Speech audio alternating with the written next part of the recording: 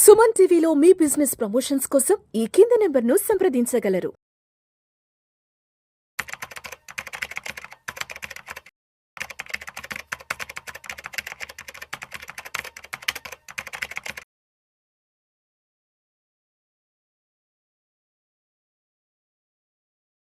నమస్తే గిరిబాబు గారు. నమస్తే అండి.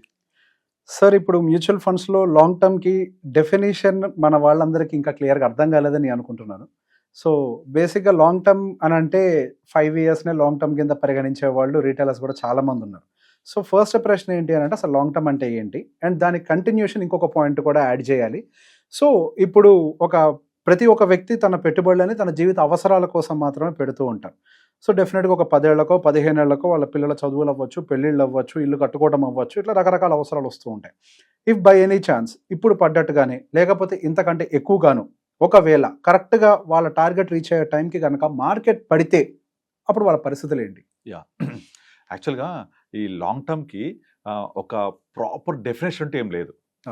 ఇప్పుడు ట్రేడింగ్ చేసే వాళ్ళకు పొద్దున ఇన్వెస్ట్ చేస్తే సాయంత్రంకి డబ్బులు రావడం ఇస్ లాంగ్ టర్మ్. వాళ్ళకు సాయంత్రం దాకా ఉండాలా, పెడితే డబ్బులు రావాలి అంతే. లేదా మన BTSC అంటారు, by today cell tomorrow, that is long term. లేదా కొంతమంది ఇవాళ పెడితే ఈ మంత్ సిరీస్లో అయిపోవాలి. కనుక లాంగ్ టర్మ్ అనేది ట్రేడర్ విషయంలో చాలా తక్కువ టైం ఉంటుంది. వెరస్ ఇన్వెస్టర్ విషయంలో long term is completely different. నా దృష్టిలో నేను మా ఇన్వెస్టర్స్ అందరికీ, నా క్లయింట్స్కి అందరికీ నేను గైడ్ చేసేది ఏంటంటే your long term is nothing but your time to reach your goal. అంతే. మీ గోల్ ఏంటి? పిల్లల ఎడ్యుకేషను, పిల్లల మ్యారేజు, ఇల్లు కట్టుకోవడము, కారు, వెకేషను, రిటైర్మెంటు, ఇవన్నీ ఒకేసారి రావు కదా లైఫ్లో. ఫస్ట్ ఇనిషియల్గా ఎవరికైనా నేను లైఫ్లో సెటిల్ అవుతున్నానంటే కారు కొనుక్కోవాలని ఉంటుంది, దాని తర్వాత ఇల్లు, దాని తర్వాత ఎవ్రీ 2 ఇయర్స్కి ఒకసారి వెకేషన్కి వెళ్ళడము, లేదా పిల్లల ఎడ్యుకేషన్, దాని తర్వాత పిల్లల మ్యారేజ్, దాని తర్వాత రిటైర్మెంట్, ఇవన్నీ సీక్వెన్స్ వైజ్ వస్తాయి. మీకు వచ్చిన ఇన్కంలో నుంచి ఒక్కొక్క గోల్కి అసైన్ చేసుకుంటూ కొంచెం ఇన్వెస్ట్మెంట్ చేసుకుంటూ వెళ్ళాలి.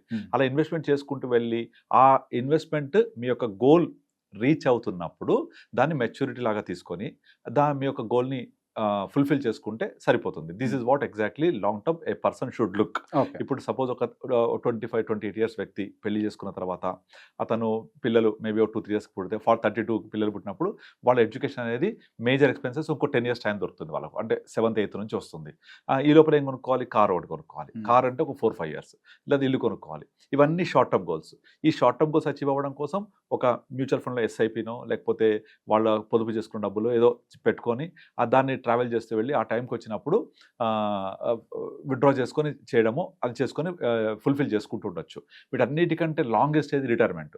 ఇక రిటైర్మెంట్ లాంగెస్ట్ కాబట్టి ఆ లాంగెస్ట్ పీరియడ్కి ఏదైతే ఇన్వెస్ట్ చేస్తామో దాన్ని సపరేట్ బకెట్ పెట్టుకోవాలి. పెట్టుకొని దాంతో ట్రావెల్ చేస్తూ వెళ్ళి ఆ టైంలో ఆ డబ్బులు వచ్చినప్పుడు రిటైర్మెంట్కి మొత్తం తీసుకోము కదా ఒకేసారి, దాన్ని సిస్టమాటిక్ విత్డ్రాయల్ ప్లాన్ ద్వారా తీసుకుంటూ ఉంటాం, దానికి ప్రాబ్లం లేదు. సో అట్లా మనం లాంగ్ టర్మ్ అనేది ఒక స్పెసిఫిక్ టైం పీరియడ్ అంటే ఏమి ఉండదు. నీ గోల్ ఏంటో అదే నీ లాంగ్ టర్మ్. ఇప్పుడు ఒక 50 ఇయర్స్ వ్యక్తి వచ్చాడు, అతను ఇంకొక 5-6 ఇయర్స్ రిటైర్ అవుతాడు, అతని లాంగ్ టర్మ్ 6 ఇయర్సే తప్పదిక. అతనికి ఈక్విటీ ఫుల్ ఎక్స్పోజర్ తీసుకొని స్మాల్ క్యాప్ పెట్టి అసలు మనము దాన్ని వొలటాలిటీ జోన్లో తీసుకుపోకూడదు. అతనికి balance funds, conservative hybrid funds, market situation బట్టి అతనికి ఒక పోర్ట్ఫోలియో డిజైన్ చేసుకొని 4-5 ఇయర్స్లో అతనికి అట్లీస్ట్ ఒక 12%-13% వచ్చేలాగా ప్లాన్ చేసుకుంటే that is long term for him. అంటే లాంగ్ టర్మ్ అనేది లేదా పీరియడ్ అనేది డిఫైన్ చేయడానికి ఒక స్పెసిఫిక్ మెజర్ యార్డ్ అంటూ ఏమి ఉండదు. నీ గోలే నీ టర్మ్ సూచిస్తుంది అంతే. నెక్స్ట్ మీరు ఇంకో క్వశ్చన్ అడిగారు, మన లాంగ్ టర్మ్ ఉంటే తీరా నేను గోల్ అచీవ్ అయ్యేప్పటికీ మార్కెట్ ఇలా పడిపోయి నాకు అనుకున్న గోల్ రీచ్ అవ్వడానికి హెల్ప్ చేయకపోతే పరిస్థితి ఏంటి? ఇది క్వశ్చన్ ఉంటుంది.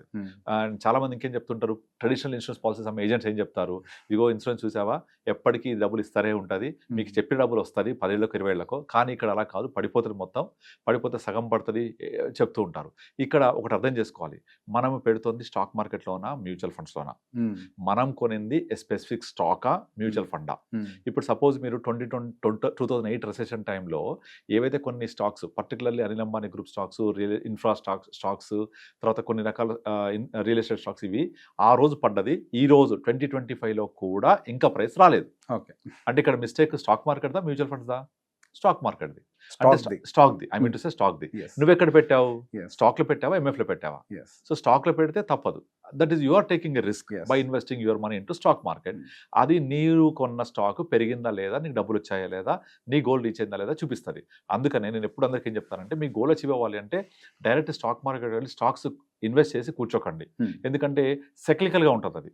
అండ్ సీజనల్గా మారిపోతూ ఉంటుంది. సీజన్ అంటే ఒక 3-4 ఇయర్స్కి ఒకసారి సైకిల్ మారుతుంటుంది. ఇప్పుడు లాస్ట్ 2019 దాకా బ్యాంకింగ్ సెగ్మెంట్ పిచ్చ పెరిగింది. కానీ లాస్ట్ 4 ఇయర్స్ బ్యాంకింగ్ పార్టిసిపేట్ చేయలేదు అసలు. ఇప్పుడు చేస్తున్నారు అంటున్నారు. అలాగే దానికి ముందు ఫార్మా అసలు పార్టిసిపేట్ చేయలేదు. బట్ 2020 కోవిడ్ తర్వాత ఫార్మా ఒక రేంజ్ వెళ్ళింది. తర్వాత ఐటీ బాగా నడిచింది. తర్వాత ఐటీ తగ్గిపోయింది. ఇట్లా సైకిల్గా మారుతుంది కదా. మరి మనము యాజ్ ఏ ఒక సగటు ఇన్వెస్టర్గా ఈ సైకిల్ని మనం పట్టుకోగలమా? ఆ స్పెసిఫిక్ స్టాక్స్ పట్టుకోగలమా? చేయలేము కదా. అందుకే కమింగ్ టు మ్యూచువల్ ఫండ్స్. అక్కడ మ్యూచువల్ ఫండ్లో ప్రొఫెషనల్ ఫండ్ మేనేజర్స్ ఉంటారు. They will know the market dynamics better than everyone. So వాళ్ళు బెటర్గా మనకు చేసి ఒక బంచ్ ఆఫ్ స్టాక్స్ తీసుకొని ఒక పూల్ చేస్తూ ఉంటారు. రైట్? ఇలా చేసినప్పుడు మరి నాకు గోల్ అచీవ్ అయినప్పుడు మార్కెట్ పడితే ఏంటి, నేను ఎలా రీచ్ అవ్వాలి? దీనికి నేను 2 ఆన్సర్స్ చెప్తాను. నా దగ్గరికి వచ్చే చాలా మంది ఇన్వెస్టర్స్ ఈ క్వశ్చన్తో వస్తూ ఉంటారు. ఈ క్వశ్చన్ నేను చెప్పిన ఆన్సర్ తర్వాత they will invest and they will go. I will give you answer. ఇప్పుడు నార్మల్గా మీరు ఒక 15 years గోల్ పెట్టుకున్నాం.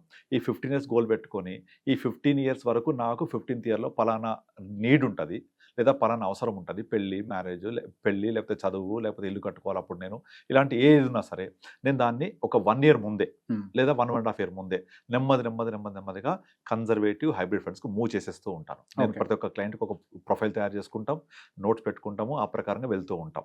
సో మీకు 1.5 year ముందు నుంచే వాటన్నిటి నెమ్మదిగా కన్జర్వేటివ్లోకి మూవ్ చేసుకుంటే డెఫినెట్లీ మార్కెట్ పడ్డా కూడా మనం ఇబ్బంది పడాల్సిన అవసరం లేదు. ఇప్పుడు నాకు చాలామంది ఇన్వెస్ట్ చేశాక విత్డ్రా చేసేటప్పుడు నాకు ముందే చెప్తారు. ఒక 3 నెలలకో 6 నెలలకో లేదా సంవత్సరానికో చెప్పినప్పుడు నా ప్రకారంగా సంవత్సరం కనుక చెప్పారనుకోండి, నేను ఒక పీరియడ్ చూసి మార్కెట్ ఎలా ఉంది ఏంటి చూసి దాన్ని కన్జర్వేటివ్లోకి మూవ్ చేసేస్తాను.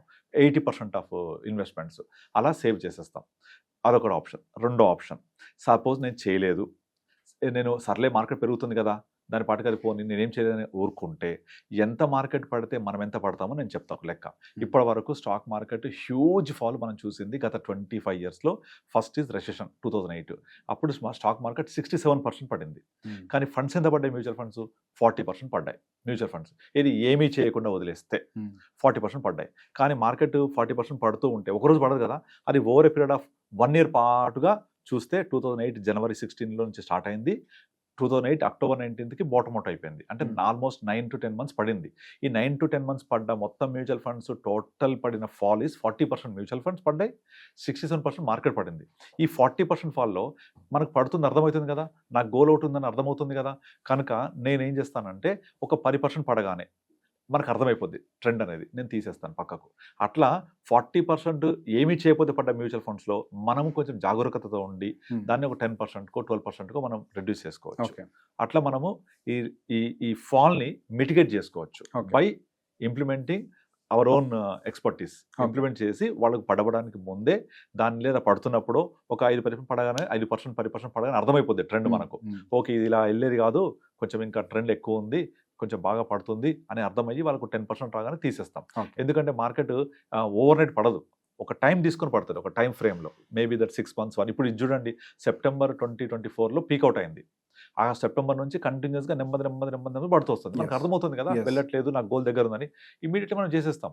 ఎవరికైతే గోల్ చాలా దూరం ఉంది, ఎవరికైతే డబ్బులు పెట్టడానికి ఇంకా స్కోప్ ఉంది, వాళ్ళకి మాత్రం ఇన్వెస్ట్ చేస్తాం. నాకు గోల్ దగ్గర పడుతున్నప్పుడు ఎట్టి పరిస్థితుల్లో అది పడేదాకా వెయిట్ చేయము. ఆ విధంగా మనము దీన్ని రెస్క్యూ చేస్తూ ఉంటాం. నెంబర్ 2, ఇలా చేస్తే కూడా ఫస్ట్ కోవిడ్ అయిపోయింది, ఫస్ట్ ఇది రెసెషన్ కదా, సెకండ్ కోవిడ్ టైంలో మొత్తం మార్కెట్ పడింది 39%. మనం మ్యూచువల్ ఫండ్స్లో ఏమీ చేయకుండా వదిలేస్తే 19% పడ్డాయి, 20 రఫ్లీ పడ్డాయి ఏమి చేయకుండా. ఆ 20%లో మనం కనుక అక్కడ కోవిడ్ అనేది ఒకటి వచ్చింది, వరల్డ్ వైడ్గా ఇష్యూస్ జరుగుతున్నాయి, ఏమైందో తెలియదు, మార్కెట్ పడుతున్నప్పుడు కనీసం ఒక 5-6%కి మనము రెస్క్యూ చేయగలుగుతాం. సరే అది చేయలేకపోయాం అనుకోండి, మనం ఒక 20% వాళ్ళు 15% పడింది అనుకుందాం. మనం ఎంత వస్తుంది లాంగ్ టర్మ్లో 15% మాట్లాడుతుంటాం కదా, 12-15%. ఆ 15%లో నుంచి ఒక 20% తీసేయండి, అంటే ఎంత? 3%. 15 - 20% ఈస్ 15%లో 20% ఈస్ 3%. ఆ 3 తీసేస్తే ఎంత వచ్చింది? 12% వచ్చింది. 12% లాంగ్ టర్మ్లో కూడా తక్కువేం కాదు. 15 years 15% రిటర్న్ వచ్చి 15,000 పెడితే ₹1 కోటి అవుద్ది. అదే 15,000 15 years పెట్టి 12% వస్తే 80 lakhs వస్తుంది. ఆ 12% కూడా పడిన తర్వాత చెప్తున్నాను నేను. So understand the numbers. ఆ 15%లో 20% పడింది అంటే నథింగ్ బట్ 3% అది. సో 15 - 3 12%. 12 వచ్చింది అంటే that is nothing but more than 82 lakhs. మీరు క్యాలిక్యులేట్ చేసుకోవచ్చు. సో 1 crore వచ్చే బదులు 82 lakhs వచ్చింది, which is again far better than traditional life insurance policies, FD, post office, PPF, Sukanya Samriddhi కంటే ఎక్కువే కదా. So 80 lakhs is also far better. So కానీ ఎప్పుడు మనం ఏం చేయకపోతే, బట్ దానికంటే మనం రెస్క్యూ చేస్తూ మనం ఒక అలర్ట్గా ఉంటాం. ఇది ఎప్పుడు జరుగుద్ది? ఒక అడ్వైజర్తో వెళ్ళి మనము ప్రాపర్గా ప్లాన్ చేసుకొని ప్రాపర్గా గోల్కి రీచ్ అవుతున్నప్పుడు చూసుకొని నా గోల్ ఇది ఉంది అని అడ్వైజర్తో మాట్లాడి, ఇప్పుడు డాక్టర్తో మాట్లాడితేనే కదా మన ప్రాబ్లం అని తెలిసేది, డాక్టర్ ప్రాపర్గా ప్రిస్క్రైబ్ చేయగలిగేది. అట్లా మనం ప్రాపర్గా ప్లాన్ చేసుకుంటే డెఫినెట్లీ వెల్త్ క్రియేషన్కి mutual funds or capital markets is a best vehicle, best option. And ఇదంతా మనం చూస్తూ ఉన్నాం. ఇదంతా ఏంటంటే మైండ్ సెట్, అరే నేను తీసుకొని పడిపోద్దేమో, నేను తీసుకునే టైంకి మొత్తం అంతా ఇదైపోద్దేమో. నో ప్రాబ్లం, ఏం కాదు. అలా పడ్డా కూడా మీకు పడేది 3%. 3 అంటే 20% ఆఫ్ ది యావరేజ్. దాంట్లో మనం కొంచెం పట్టుకోగలిగితే కూడా మీకు 1% తగ్గుద్ది. Nothing wrong in that, which is far better than any other investment. That's what I'm saying. Definitely better. So we can have lot of options. ఇదంతా టైం పీరియడ్ లో జరుగుతూ ఉంటుంది అనమాట. సో లాంగ్ టర్మ్ లో పడ్డది లేకపోతే నేను తీసుకునే టైంకి ఇదైతే అనడానికి ఇబ్బందే లేదు. We have so many measures to rescue the investors' wealth. Yes. So it's all about ఒక మంచి ప్రొఫెషనల్ యాక్టివ్గా మేనేజ్ చేయగలిగితే, సో మన లైఫ్ గోల్స్ ఏవైతే మనం పెట్టుకున్నామో వాటికి అయితే పెద్ద దెబ్బ తగిలే అవకాశాలు అయితే ఉండవు. It all depends upon the advisor's decision. And మనం కూడా అర్థమవుతుంది కదా ఏం చేస్తున్నాం ఏంటనేది. ఆ ప్రకారంగా మనము రెస్క్యూ చేయొచ్చు. We can achieve the goals properly. And అన్నిటికన్నా ముఖ్యంగా ఏవైతే ట్రెడిషనల్ పాలసీస్, ట్రెడిషనల్ ఇన్వెస్ట్మెంట్స్ ఉన్నాయో దాన్ని డెఫినెట్లీ బీట్ చేయొచ్చు. More than double, 2x beat చేయొచ్చు. చాలు కదా అది. నువ్వు నాకు 15% వస్తుంది, 15 రావాలని అవసరం లేదు కదా బాబు. నువ్వు అక్కడ ఉంటే నీకు వచ్చేది 6-7, ఇది డబల్ వస్తుంది దానికంటే. సో అలా మనం అచీవ్ అవ్వచ్చు. సో ప్రాబ్లమే లేదు. More the long term, hire the returns. I understood. Yes. Thank you so much, sir. Yeah, thank you.